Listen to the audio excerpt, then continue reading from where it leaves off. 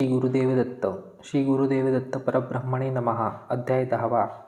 कुरवपूर क्षेत्र महिमा व श्रीपाद श्री वल्लभांकडून वल्लभेशाला प्राणदान. श्री गुरुचरित्राची महिमा सविस्तर समजून घ्यावी या अभिलाषेने नामधारकाने सिद्धमुनींना परत प्रश्न केला. स्वामी, श्री गुरु का तिथे गुप्तपणे वास करीत आहेत? त्यांनी केव्हा अवतार घेतला? कोणत्या कारणास्तव त्यांनी अवतार घेतला? अत्यंत पुण्यप्रद अशा कुरवपूर क्षेत्रात ते अदृश्य रूपात राहत आहेत असे म्हणालात, पण याची अनुभूती कुणाला झाली का? कुरवपूरची महिमा कालांतराने कशा प्रकारे विख्यात झाली? श्रीपाद यतीने तिथे निर्गुण रूपात राहून आपल्या अवताराचे कार्य कसे निर्वहन केले? मला हे सगळे नीट दृष्टांतासह समजावून सांगा, अशी प्रार्थना केली. त्यावर सिद्धमुनी म्हणाले, प्रिय शिष्य नामधारका, श्री गुरूंच्या महिमेला अंतपारच नाही. त्याचे वर्णन कशा प्रकारे करू? गुरु सामान्य मनुष्य नव्हे, तो मानव वेशात प्रत्यक्ष देव आहे. तोच मंत्रमूल, ज्ञानगम्य व मुक्तिदाता आहे. ब्रह्मा विष्णू महेश्वर रूपी गुरु भक्तांच्या कामनापूर्ती करणारे कामधेनूच आहे. तोच निजबंधू आहे. भक्तगण गुरुच्या दर्शन मात्रे आपले सर्व अभिष्ट पूर्ण करून घेतात. गुरु भक्ताला अरिष्ट असे काहीही नसते. गुरुकृपेविना आध्यात्मिक उन्नती होत नाही. गुरूंवर ठेवलेली भक्ती विश्वास कधीही व्यर्थ होत नाही. मात्र शिष्यांनी गुरूंवर परमनिष्ठा निष्कपट भाव ठेवावा. गुरुभक्ताला कधीही काहीही अडचण येत नाही, पण गुरु आपल्या भक्ताची परीक्षा केल्याविना काही देत नाही, अनुग्रह करीत नाही. गुरु सदैव निजभक्तांच्या व शिष्यांच्या अन्वेषणात असतात. शिष्याची दृढ भक्ती विश्वास श्रद्धा असावी. शिष्याने गुरु सहवासात असताना निष्काम कर्मे करावीत. त्याने गुरुसेवेसाठी जगावे. साधकाने जर श्रीगुरूच आपले पालन पोषण करणारे मातापिता आहेत अशी परिगणना केली तर त्यांना अधिक लाभ मिळतो. कडकडीने गुरुसेवा केली तर भक्ताची प्रगती होते. ज्या वेळी गुरुसेवेची संधी शिष्यांना मिळते त्यावेळी त्यांनी अति उत्सुकतेने सेवा करण्यासाठी सिद्ध असावे. गुरुस्थानच हे वैकुंठ, काशी क्षेत्र, तीर्थक्षेत्र अशी भावना बाळगावी. गुरुमुखांतरच परमेश्वर कार्यरत असतो. गुरुभक्ती हे रक्षाकवच आहे.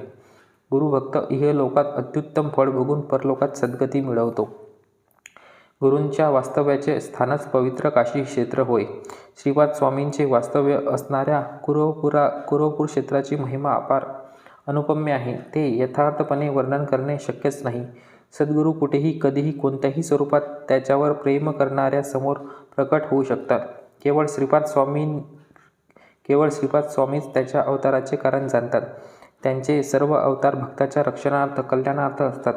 श्रीपाद गुरुजी आपल्या प्रचलित अवताराचे कार्य पूर्ण झाले असे समजून कुरवपुरात गुप्त झाले आणि निमित्त मात्रे पुन्हा प्रकटले. श्रीपाद स्वामीचा अवतार आजही स्थिर होऊन राहिलेला आहे. तो शाश्वत आहे. श्रीपाद श्रीवल्लभ कुरवपुरात अंतर्धान पावल्यानंतर अनेक लीला त्यांनी प्रकट केल्या. निर्मळ अंतकरणाच्या भक्ताला त्यांच्या उपस्थितीची अनुभूती होते. याविषयी पुष्टी करण्यासाठी तुझ्या इच्छेप्रमाणे तुला दृष्टांत कथन करतो. पूर्वी एका गावात कश्यप गोत्राचा वल्लभेश नावाचा एक सद्गुण संपन्न निस्सिंब गुरुभक्त ब्राह्मण राहत असे.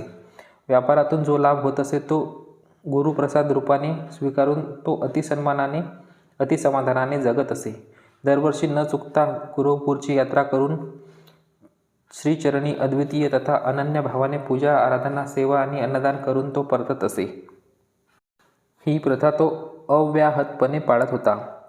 एकदा अशी वार्षिक यात्रा करण्यापूर्वी त्याने संकल्प केला, या वर्षी व्यापारात जर अधिक लाभ झाला तर कुरवपुरातील सहस्त्र ब्राह्मणांना इच्छाभोजन यथेच्छ घालीन. असा निश्चय करून तो श्रीपाद गुरूंच्या स्मरणात लीन होऊन इतस्ततः भ्रमण करत असे.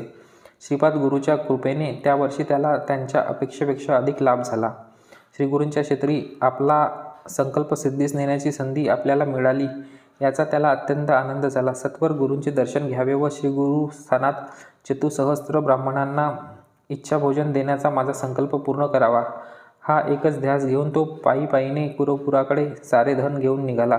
नवलकारी गोष्ट म्हणजे याची कुणकुण चोरांना लागली. तेही यात्रेकरूंचा वेश धारण करून वल्लभेशासोबत निघाले. वल्लभेश मात्र त्याच्या गुप्त हेतूबद्दल अनभिज्ञ होता. त्यांनी आपणही कुरवपूरचे यात्रार्थी आहोत आणि दरवर्षीप्रमाणे श्रीपाद स्वामींचे दर्शन घ्यायला निघालोत असे खोटे वचन वल्लभेशाला सांगितले. वल्लभेशांनी त्यांना श्रीपादरायांचे खरे भक्त समजले व त्यांच्यावर विश्वास ठेवला. सगळेच कुरवपुराच्या दिशेने यात्रा करीत करीत रात्रीच्या वेळी एका घनघोर निर्जन अरण्यात प्रवेश करते झाले. सुदीर्घ प्रयाणामुळे दमलेला वल्लभेश लगेच निद्राहीन झाला. ही संधी साधून चोरांनी त्याचा शिरच्छेद केला आणि त्याचे सारे द्रव्य घेऊन पसार झाले. त्या मरणासन्न अवस्थेत व देहभान हरपल्यावरही तो उच्च स्वरात श्रीपाद श्रीवल्लभ नामाचा उच्चारण करीत होता.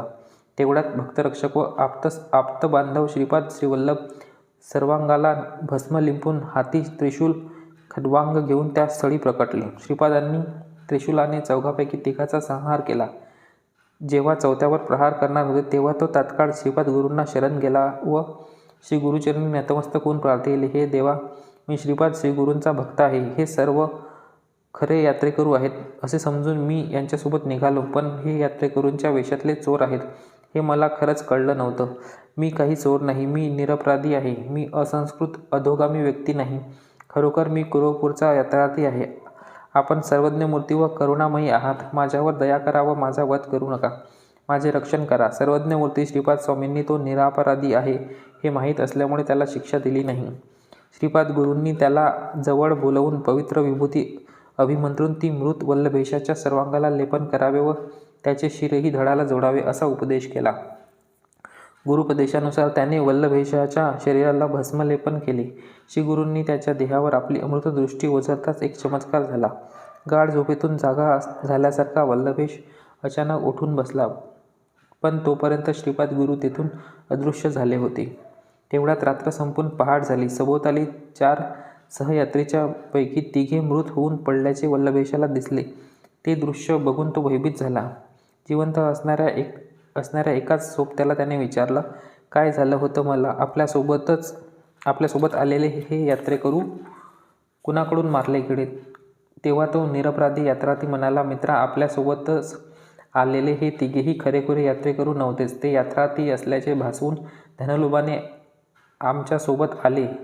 धनमोहाने त्यांनी तुझी हत्या केली व तुझी संपत्ती लुटली. पण तेवढ्यात एक भस्म विलेपित व रुद्राक्षधारी जटाधारी शिवशंकरासारखे तपस्वी इथे प्रत्यक्ष आले व त्यांनी या तिघांची त्रिशूलाने हत्या केली. त्यानंतर भस्म अभिमंत्रून माझ्या हाती दिले व तुला सर्वांगाला लिंपन करण्यास सांगितले. तसेच तुझे विच्छेदित शिर तुझ्या धडाला जोडायला सांगितले. मी फक्त त्यांची आज्ञा पाळली. हे नीट जाणून घे की तू जिवंत होण्यामागे ते महात्माच कारणीभूत आहेत. मला काही त्यांचा नीट परिचय झाला नाही आणि त्यांचे ठिकाणही जाणवले नाही, पण बाह्यरूप पाहिले तर ते भगवान शिवशंकरच वाटत होते.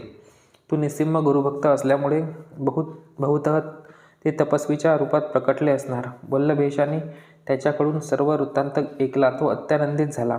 त्याचा ठाम विश्वास होता की आपले रक्षण करणारे अन्य कुणीही नसून ते महायोगी श्रीपाद श्रीवल्लभ गुरुच आहेत. कोणा इतर योगी पुरुषाला असे करणे शक्य नव्हते असा त्याचा विश्वास होता. परंतु आपल्याला मात्र श्रीपाद स्वामींचे दर्शन भाग्य लाभले नाही, त्याचे त्याला फार दुःख झाले. श्रीपाद स्वामींनी आपल्याला संपूर्ण अनुग्रह दिल्याचे व त्यांच्याच आशीर्वादाने आज आपण धनवंत आयुष्यवंत झाल्याचे स्मरून अत्यंत आनंदाने त्याने श्रीगुरूचे नानाविध स्तवन केले. दत्तरूपी सद्गुरूची कृपा वर्णातीत आहे. गुरु रक्षा कवच गुरुभक्ताचे निरंतर रक्षण करते अशी त्याची खात्री होती. आपले पुण्य फलद्रूप झाले व आपण गुरुकृपेस पात्र ठरलो असे त्याला वाटले. श्री गुरूंवर असलेली त्याची श्रद्धा, विश्वास आणि भक्ती अजून वृद्धिंगत झाली. त्यानंतर श्री गुरुचे अनेकविध प्रकारे स्तवन करीत समस्त द्रव्यासह कुरवपुराला प्रयाण करू लागला व तिथे पोहोचला. कुरवपूर येथे त्याने श्रीपाद गुरूंच्या पादुकाचे अतिवैभवाने पूजन करून श्रद्धाभक्तीपूर्वक त्याची आराधना केली. सहस्रावधी ब्राह्मणांना इच्छा भोजनाची व्यवस्था केली. यथाशक्ती व योग्यतानुसार त्यांना वस्त्र, दान, दक्षिणा अर्पण केली आणि त्यांच्याशी योग्य सन्मानाने व उदारतेने वागला. आजही श्रीपाद श्रीवल्लभ आपल्या निजभक्ताचे निर्गुण रूपात येऊन काळजी घेतात. गुरुकृपा येणाऱ्या क्लेशापासून भक्ताचे रक्षण करते याविषयी काही संशय नाही. श्रीपाद वल्लभांच्या अभूतपूर्व अलौकिक लीला भक्तजनांना जाणवत असतात व भविष्यातही लोक त्यांच्या वैभवाचा निरंतर अनुभव घेतील यात शंका नाही. श्रीपाद स्वामींचा हा अवतार योगसंपन्न आहे. त्या कारणाने आजही असंख्य भक्त कुरवपुरात येऊन त्यांच्या पादुकाची श्रद्धाभक्तीपूर्वक पूजा करतात व आपले मनोरथ पूर्ण करून घेतात. निर्मळ अंतःकरणाच्या भक्ताला गुरुकृपा अविरतपणे प्राप्त होते. सर्वव्यापी श्री गुरु कुरवपुरात वास्तव्य करून आपल्या भक्ताचे कल्याण उद्धार करण्यात निमग्न आहेत, हे मात्र निसंशय खरे आहे. म्हणून श्रीपाद स्वामींचे कुरवपूर क्षेत्र हे सर्वत्र प्रख्यात आहे. गुरुभक्ती ही सकल मनोरथ पूर्ण करणारी कामधेनू आहे. गुरुभक्ती कधीच व्यर्थ जात नाही. गुरु मिळणे म्हणजे सर्व काही मिळणे. आपल्या गुरुप्रती दृढ विश्वास आणि अखंड भक्ती हवी. त्यांच्यावर विश्वास ठेवणाऱ्या भक्तांना गुरु कदापि सोडत नाही. हे नामधारका, कुरवपुरात निश्चितपणे श्रीपाद स्वामींचे चिरवास्तव्य आहे. हे माझे वचन प्रमाण आहे असे समजून त्यावर विश्वास ठेव. त्यांच्या संकल्पानुसारच ते केवळ बाह्यदृष्टीने अगोचर आहे. निर्गुणरूपी श्री गुरुच प्रपंचाच्या सुव्यवस्थेला कारणीभूत असलेले मूल नारायण आहे. जगत कल्याणासाठी व भविष्यात श्री नरसिंह सरस्वती या नावाने अवतार धारण करण्यासाठीच कुरवपुरी श्रीपाद श्रीवल्लभ अदृश्य रूपाने वास करून लोकोद्धार करीत आहे, हे या घटनेने सिद्ध होते. म्हणूनच आपले आत्मकल्याण व्हावे असे वाटत असेल तर प्रत्येकाने गुरूंवर पूर्ण श्रद्धा, भक्ती व विश्वास ठेवावा आणि सदोदित गुरुनामस्मरण करत राहावे. निष्कल्मष झाल्याशिवाय गूढ तत्वाचे रहस्य जाणवत नाहीत. म्हणून गुरुभक्ती हे उत्कृष्ट प्रकारचे एक प्रमुख तीर्थ आहे. नित्य निरंतर गुरुनामस्मरण हेच सर्व साधक आहे. अद्भुत असे श्री गुरुचरित्राचे श्रवण पठन केल्याने सर्व मनोरथ सिद्धीला जातात. अशा प्रकारे सिद्धमुनींनी नामधारकाला निरूपण केलेले श्री गुरुचरित्र सरस्वती गंगाधर श्रोतृ वर्गाला सांगत आहे. इथे परमकल्याणकारी श्री गुरुचरित्राचा 10वा अध्याय संपन्न होतो. श्री गुरुदेव दत्त. श्री गुरुदत्तात्रेयार्पणमस्तु. श्री स्वामी समर्थ.